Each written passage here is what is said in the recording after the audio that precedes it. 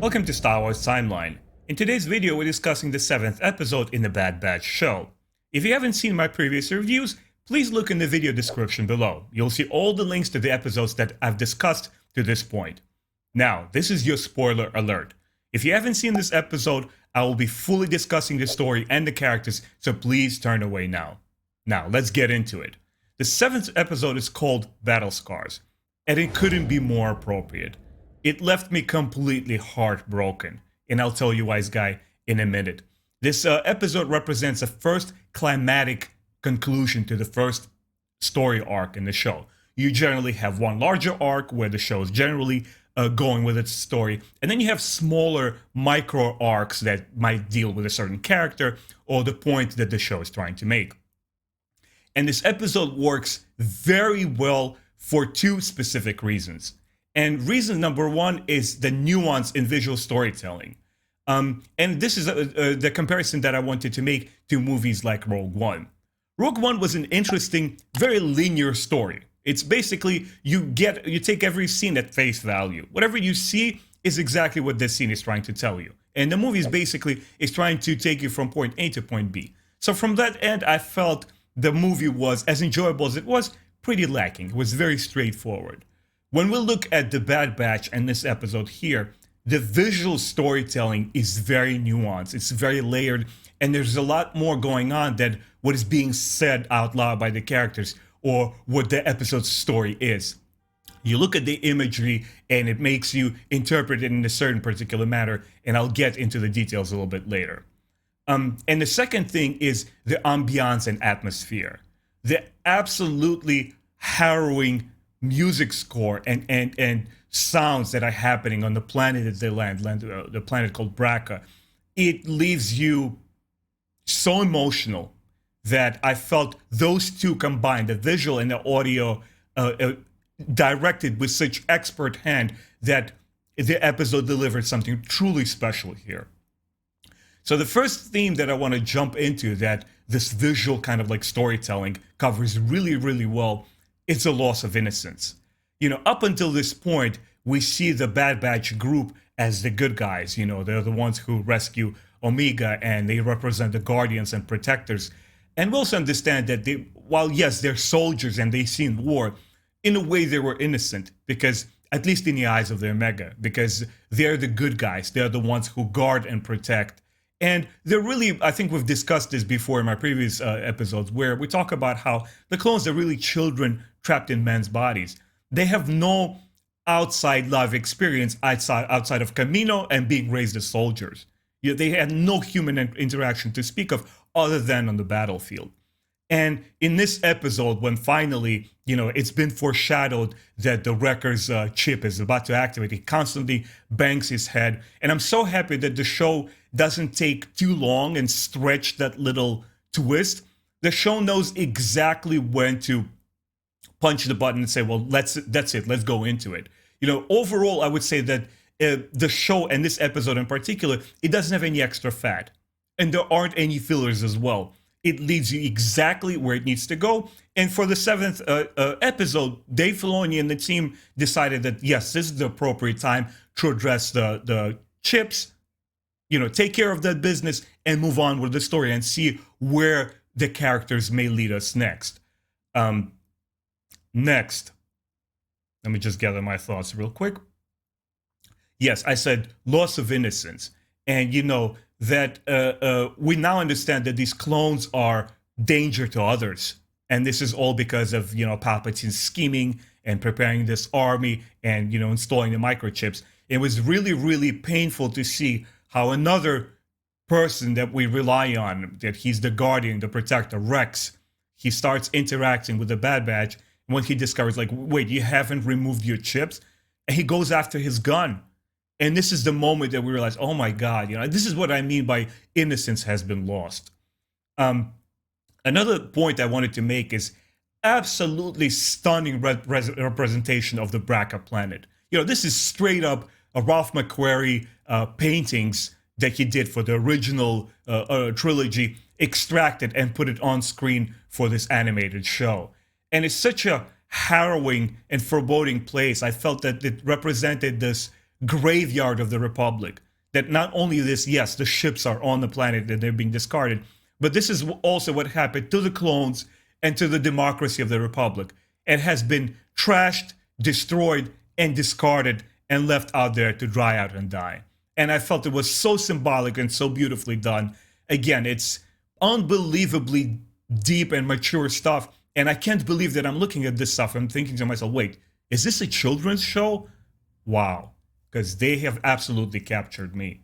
And we were looking at all of these destroyed ships. And as I said earlier, this harrowing music and ambiance, and evokes thoughts and feelings in me like, this is the aftermath of war. It may be over, but the galaxy will be dealing with the aftermath, after effects of it for a long, long time to come. And how the lives of innocent people and civilians has been totally uprooted, and this egomaniac, the Emperor, is now in full power, full control. And another thing I want to point out is that, yes, nobody died in this episode. And, we as adult viewers, we pretty much saw where this episode is going. And I want to make a point across that it's very, very important to make a distinction between a plot twist, a surprise, versus effective storytelling. When we turn to shows like Game of Thrones, it's plot twist upon plot twist, and this character stabs another, somebody you might like, or sudden death here. I don't believe that effective storytelling necessarily needs, this shock value and to get out of your comfort zone. Like, oh my God, did you see this happen, in the last episode? That's not what makes up for great story. It's how you tell it. It's the packaging around it. And this episode is a perfect example of it. You look at something that you see more or less the conclusion to, but I personally almost believe like, oh my God, what's going to happen?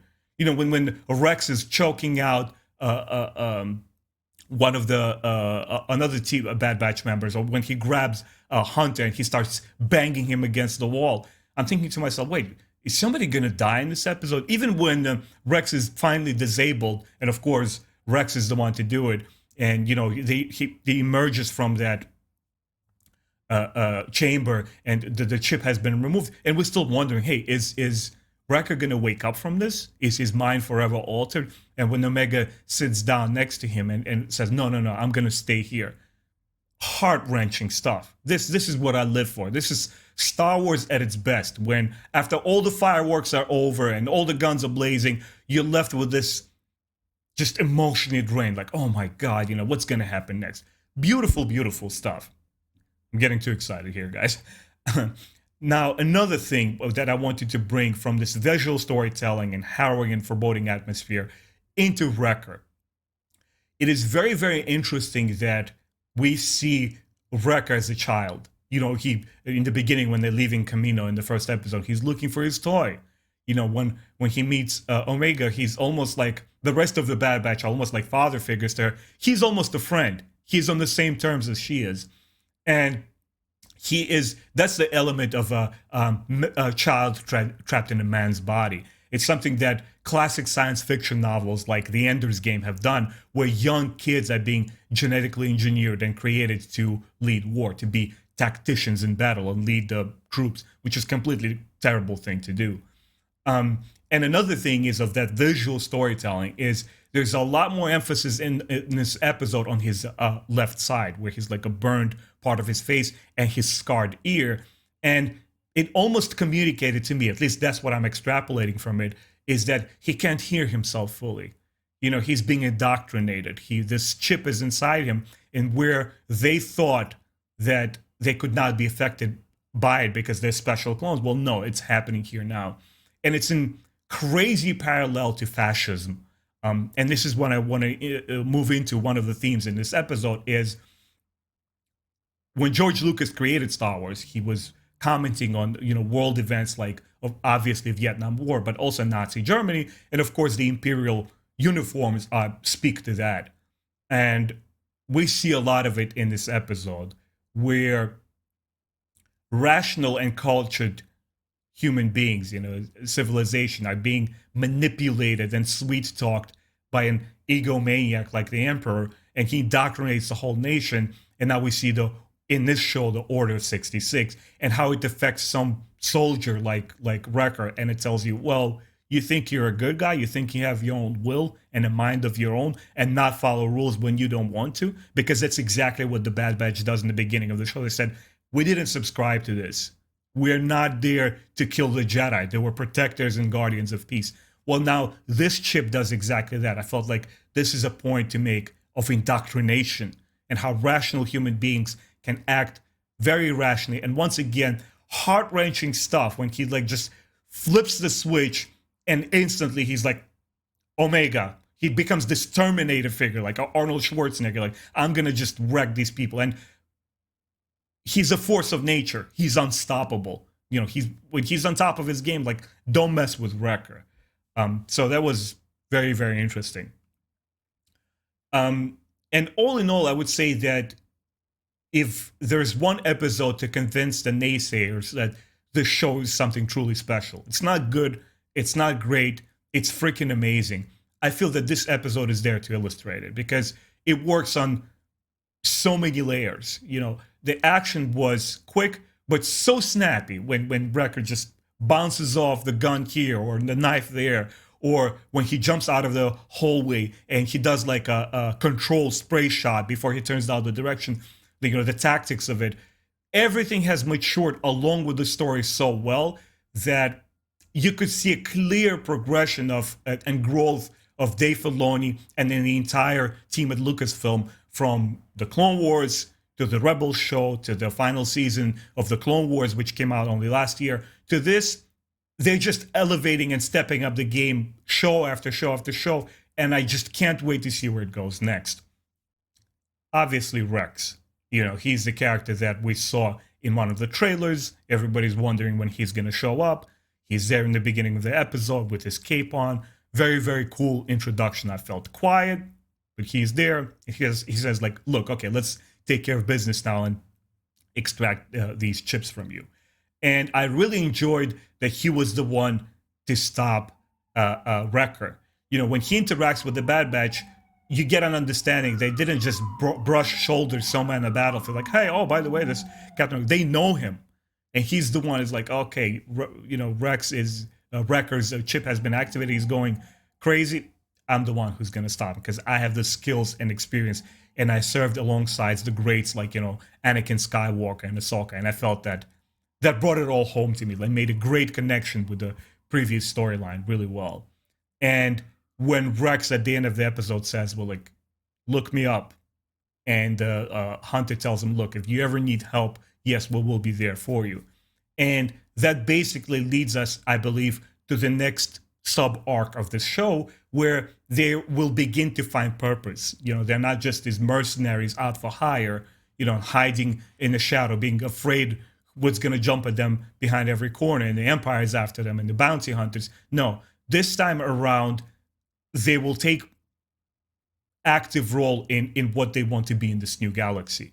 And I don't know how they're going to lead exactly into rebellion, but I really do hope that they meet somebody like Bail Organa or even Kenobi or Ahsoka, and how they will begin to sow the seeds of the first rebellion. Anyway, guys, I really enjoyed this episode. This is top-notch stuff for me. I live for the stories of Star Wars, and it only enhances and amplifies the action for me. I hope you enjoyed this video. My name is Ben. I do Star Wars character highlights, lore videos, book and comic book reviews. Please like and subscribe my channel. I really appreciate your time watching, and I'll see you next time.